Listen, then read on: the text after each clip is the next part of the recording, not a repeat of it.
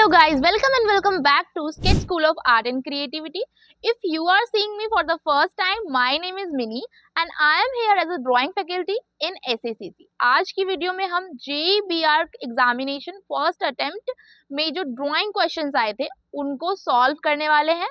There were total 3 questions जिसमें कि पहला वाला तो कंपलसरी आपको करना ही करना है. जो बाकी के दो है उनमें चॉइस है कि ये वाला करो या ये वाला करो, डिपेंड ऑन यू कि कौन सा करना है. सो दो ही क्वेश्चंस होते हैं, each one of 50 mark. But आज के वीडियो में हम तीनों ही क्वेश्चन सॉल्व करेंगे और कुछ इंपॉर्टेंट चीज़ें मैं बताऊंगी जो कि बहुत ही इंपॉर्टेंट होने वाली है एग्जामिनेशन पर्पज से और जिससे कि आपका ड्राइंग पार्ट में मार्क्स डेफिनेटली इम्प्रूव होगा. So don't forget to stay in this video till end. आप चाहो तो ड्रॉ करके सॉल्यूशन को हमें जो स्क्रीन पे नंबर है उस पर सेंड भी कर सकते हो. कई बार क्या होता है ना कि स्टूडेंट्स ड्रॉ करते हैं और कुछ मेजर मिस्टेक्स हो जाते हैं जो उन्हें पता नहीं चलती है, बट एग्जाम में उसकी वजह से मार्क्स डिडक्ट हो जाते हैं. तो अगर आप हमें व्हाट्सएप करोगे तो अगर कोई मेजर मिस्टेक होगा तो डेफिनेटली हम बताएंगे.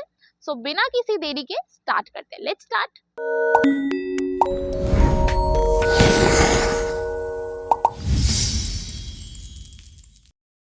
So guys, in the first question, this was a compulsory question. इसको तो आपको बनाना ही था और इसको डेफिनेटली देख के बनाना था और जिसने जितना अच्छा बनाया था उसको उतने मार्क्स मिले थे. अब देखो कि मैं कैसे बना रही हूँ इसको.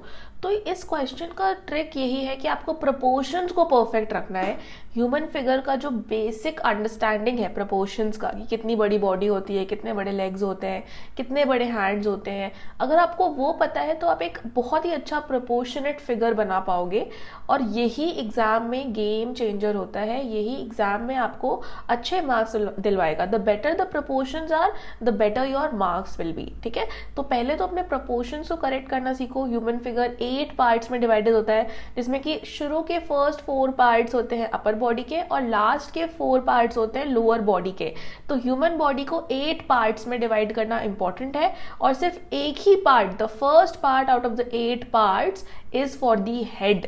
तो काफी लोग हेड बहुत ही बड़ा बना देते हैं जिसकी वजह से उनका प्रोपोर्शन मिसमैच हो जाता है. ठीक है, तो इस चीज को आपको ध्यान रखना है. फिर कार्ट वगैरह भी आप सिंप्लीफाई करके बनाओगे तो बहुत बेटर रहता है.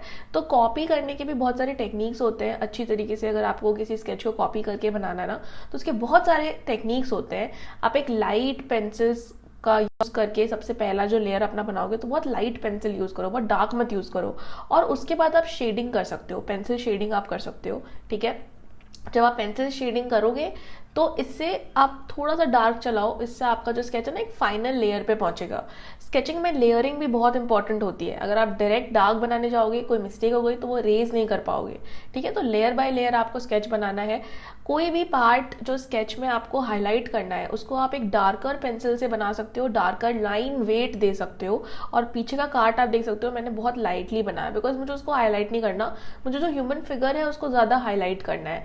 इसके बाद आप पेन रेंडरिंग भी कर सकते हो या फिर आप यहाँ पे भी स्टॉप कर सकते हो इफ यू वांट, बट मैंने आपको पेन रेंडरिंग भी करके दिखाया है. बहुत ही पतले पेन से आप रेंडर करो. ठीक है, और जिस तरीके से स्केच में भी दिया हुआ है वो भी पेन रेंडरिंग ही लग रहा है. तो आई think that the solution for this question would be the best कि अगर आप इसमें पेन रेंडरिंग करो. पेन रेंडरिंग करने के भी टेक्निक्स होते हैं, ये नहीं कि आप रैंडम पेन को घिस घिस के चला रहे हो जिगजैग फॉर्म में, वो बिल्कुल भी एस्थेटिकली प्लीजिंग लगता नहीं है. तो पेन रेंडरिंग में ये रहता है कि आपको लाइन सेपरेट ही बनानी है और पैरेलल बनानी है एक दूसरे से और क्रिस क्रॉस वे में हैचिंग करना है. तो हैचिंग के भी कुछ तरीके होते हैं, अगर आप उस तरीके को फॉलो करके करोगे तो आपको बहुत ब्यूटीफुल सा एक हैचिंग टेक्निक मिलता है जिससे बहुत अच्छा लगता है स्केच. ठीक है, so I think these are the things to keep in mind for this kind of a solution. हर स्केच में जो कॉपी वाला होता है ना उसमें अलग अलग टाइप का सोल्यूशन होता है. ह्यूमन फिगर में ह्यूमन फिगर की टेक्निक होगी. पोर्ट्रेट का अगर आ गया तो शक्ल को कॉपी करने की भी टेक्निक्स होती है. आप किस तरीके से पोर्ट्रेट को कॉपी करोगे. आई होप आप लोगों को वीडियो पसंद आ रही होगी.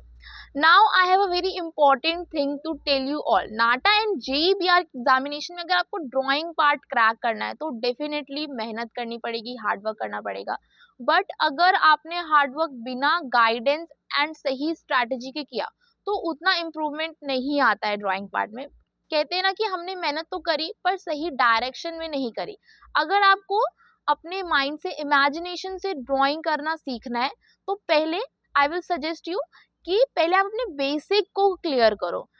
ह्यूमन फिगर सीखो, पर्सपेक्टिव सीखो, 2D कंपोजिशन, 3D कंपोजिशन, बहुत सारे टॉपिक्स हैं।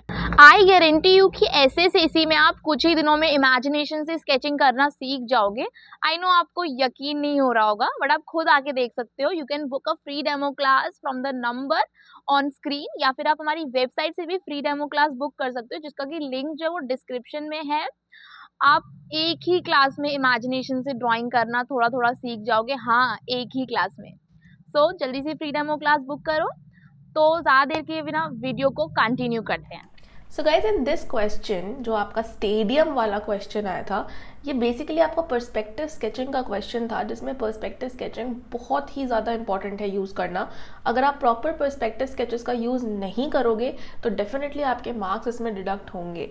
एंड ये एडवांस पर्सपेक्टिव का क्वेश्चन था, बिकॉज जो सीट्स बनाते हैं वो स्लांटिंग होती हैं, तो उसको काफ़ी डिफ़िकल्ट होता है सही तरीके से बनाना। इसमें आपको खासकर कि आई लेवल का ध्यान रखना है, that the I level should be proper and correct and the proportions should also be proper and correct. तो मैंने इसमें बहुत बेसिक 30 मिनट्स का स्केच आपको बना के दिखाया है। डेफिनेटली अगर आप ज़्यादा टाइम लगाओगे तो बहुत ही डिटेल और बहुत ही अच्छे स्केचेस बनते हैं, बट क्योंकि डेफिनेटली हम ये भी माइंड में रखते हैं कि आप अभी स्टूडेंट्स हो और बहुत ही अनरियलिस्टिक सोल्यूशंस आपको दिखा के कोई फ़ायदा नहीं है। तो सिंपल सोल्यूशंस इंपॉर्टेंट होते हैं, जिसमें बहुत सिंपल पर्सपेक्टिव का यूज़ हो, 30 मिनट्स में बन भी जाए। That is a realistic approach to practice actually, ठीक है। तो इसीलिए सोल्यूशन ऐसा ज़रूर प्रैक्टिस करना चाहिए जो आप कर भी सको और बना भी सको 30 मिनट्स में, ठीक है। ऑल्दो प्रैक्टिस जब हम करते हैं तो बहुत सारी चीज़ें होती है माइंड में रखनी होती हैं। तो अगर आपको पर्सपेक्टिव स्केचिंग नहीं आती है, so I think that you should book a free demo class, क्योंकि हम लोग डेमो क्लास में पर्सपेक्टिव स्केचिंग सिखाते हैं और विद इन 1 क्लास स्टूडेंट्स काफ़ी अच्छा स्केच बनाने भी लग जाते हैं। अगर आपको बिलीव नहीं हो रहा है तो एटलीस्ट एक डेमो क्लास में आके देखो, आपका कुछ जाएगा नहीं, फ्री ऑफ कॉस्ट होता है, बट आप सीख बहुत कुछ जाओगे। तो पर्सपेक्टिव स्केचेस आपको बनानी डेफिनेटली आनी चाहिए for these kind of questions. और आगे भी स्केच लाइक सेकेंड अटेम्प्ट में मे बी कोई डिफिकल्ट सा क्वेश्चन आ जाए तो उसके लिए आपको रेडी रहना है। उसके बाद रेंडरिंग भी बहुत इंपॉर्टेंट होती है। पहली चीज़ तो टेक्निक होती है, इसमें मैं बहुत डिटेल में बता नहीं रही क्योंकि टेक्निक तो देखो आपको सीखना पड़ेगा क्लास में आके ही। यूट्यूब वीडियो से आप सीख नहीं सकते हो प्रॉपर टेक्निक बनाना, ठीक है, तो आपको क्लास में सीखना पड़ेगा।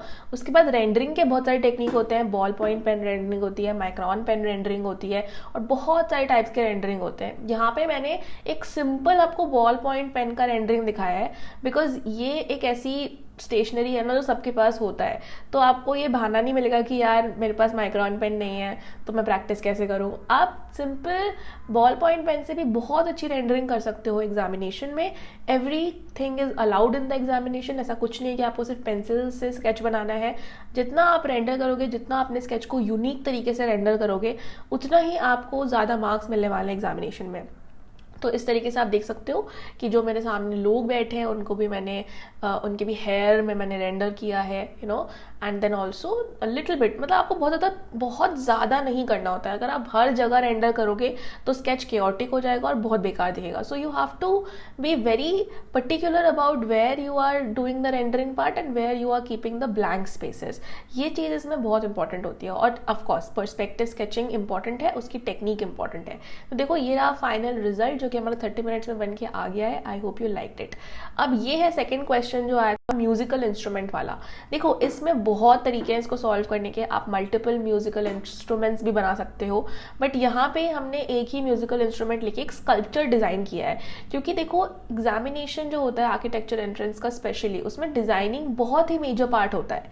अगर आप अच्छा डिज़ाइन नहीं कर पाते हो तो वहाँ पे भी आपके मार्क्स डिडक्ट होते हैं। तो ऐसा नहीं है कि आपको सिर्फ म्यूजिकल इंस्ट्रूमेंट बनाना, क्योंकि वो तो सभी बना लेंगे, है ना, बट उसको आप कैसे कलर कर रहे हो, कैसे रेंडर कर रहे हो। यहाँ पे मैं स्टेडलर पेंसिल्स का यूज़ कर रही हूँ, आप इससे भी बेटर पेंसिल क्वालिटी को यूज़ कर सकते हो, प्रिज्मा को भी यूज़ कर सकते हो to get better effects.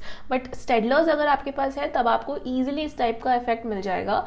And आपको डिफरेंट मटीरियल्स को रेंडर करने आना चाहिए, मेटालिक, ग्लास और जो भी डिफरेंट मटेरियल्स होते हैं। तो 3D कॉम्पोजिशन में यही चीज़ होती है मेजर, कि आपको मटेरियल्स को रेंडर करने आना चाहिए। अगर आपको ग्लास का इफेक्ट देना है, स्टील का इफेक्ट देना है, कोई मेटल का इफेक्ट देना है, तो किस तरीके से आप रेंडर कर सकते हो। आपको थोड़ी बहुत टेक्निक्स हैं जो पता होनी चाहिए और बहुत ही ब्यूटीफुल आपका इफेक्ट निकल के आता है। अभी 2 मिनट वेट करो, इस स्केच का बहुत ही ब्यूटीफुल इफेक्ट निकल के आया है। So I will just show you at the end कि कैसा है। अभी आपको डेफिनेटली लग रहा होगा कि पता नहीं क्या कर रहे हैं, लेकिन आप 2 मिनट वेट करो, जब इसकी प्रॉपर ब्लेंडिंग हो जाएगी और जब ये प्रॉपर पूरा कलर होगा तो ये बहुत ही अच्छा लगेगा दिखने में। तो इस तरीके से आपको समझना पड़ता है कि मटेरियल्स को कैसे रेंडर करना है, ठीक है। कभी ये चीज़ इंपॉर्टेंट होती है, शैडोज़ कैसे बनाना है, लाइट एंड शैडो का प्ले कैसा रहता है। तो कॉम्प्लेक्स आप रेंडरिंग अगर करके आते हो, आपको देखो बहुत इजीली सीख जाते हैं ये सब। हम कुछ मटेरियल्स पिक करेंगे क्लासेस में, ग्लास को रेंडर करना सीख लेंगे, मेटल को रेंडर करना सीख लेंगे। ये सारी चीज़ों को अगर थोड़ी बहुत भी सीख लोगे ना, एग्जाम में आप कहीं भी स्टक नहीं होने वाले हो एंड एक ऐसा स्केच बना के आओगे जो एग्जामिनर भी देख के बोलेगा भाई ये कैसे बना दिया, ठीक है। तो जब तक आप वो लेवल पे नहीं पहुंचोगे तब तक आपको ये एक्सपेक्ट करना गलत है कि आप टॉप परसेंटाइल ला सकते हो, ठीक है। तो डेफिनेटली आपको कुछ यूनिक करना आना चाहिए। 3D कॉम्पोजिशन में कई बार मैं पर्सपेक्टिव का भी यूज़ करवाती हूँ, ठीक है, क्योंकि अभी जो हम स्केच देख रहे हैं बहुत ऑर्गेनिक स्केच है, तो इसमें पर्सपेक्टिव का बहुत ज़्यादा यूज़ नहीं है, बट इसमें एक डिज़ाइन का बहुत ज़्यादा यूज़ है। तो जैसे कि अभी मैं नीचे आपको एक दिखाऊंगी, एक अलग सा कुछ हमने डिज़ाइन करा था, it was like something like a sculpture, जो कि बहुत ही अलग दिखने में था। जैसे म्यूजिकल इंस्ट्रूमेंट हमने ऊपर बना दिया और नीचे एक कैरिकेचर सा बना दिया, एक डिफरेंट डिज़ाइनिंग कर दी स्कल्पचर में। तो वहाँ पे एग्जामिनर का अटेंशन बहुत ज़्यादा कैच होता है और वो देखता है कि अरे इस बच्चे ने कुछ अलग सोचा है। तो वो अलग सोचना कैसे है और उसकी डिज़ाइनिंग कैसे करनी है वो भी बहुत इंपॉर्टेंट होता है कभी कभी एग्जामिनेशन में। चाहे आपका स्केच इतना सुंदर ना हो, बट कई बार जो यूनिक डिज़ाइन है ना वो ही आपको मार्क्स दिलवा देता है। देखो यहाँ पे हमने स्कल्पचर की कितनी डिफरेंट डिजाइनिंग करी है, abstract see, and this is the final result after blending, and कितना ब्यूटीफुल लग रहा है ये। Thank you so much for watching the video guys. I hope आप सबको वीडियो पसंद आई होगी। प्रैक्टिस करते रहो, प्रैक्टिस एंड स्ट्रैटेजी, ये दोनों चीजें आपने कर ली ना ड्राइंग पार्ट में, तो डेफिनेटली 100% आपका एग्जाम क्रैक होने वाला है। आगे भी बहुत इंटरेस्टिंग वीडियोस आने वाली हैं, तो नेक्स्ट वीडियो में मिलते हैं, तब तक के लिए बाय बाय।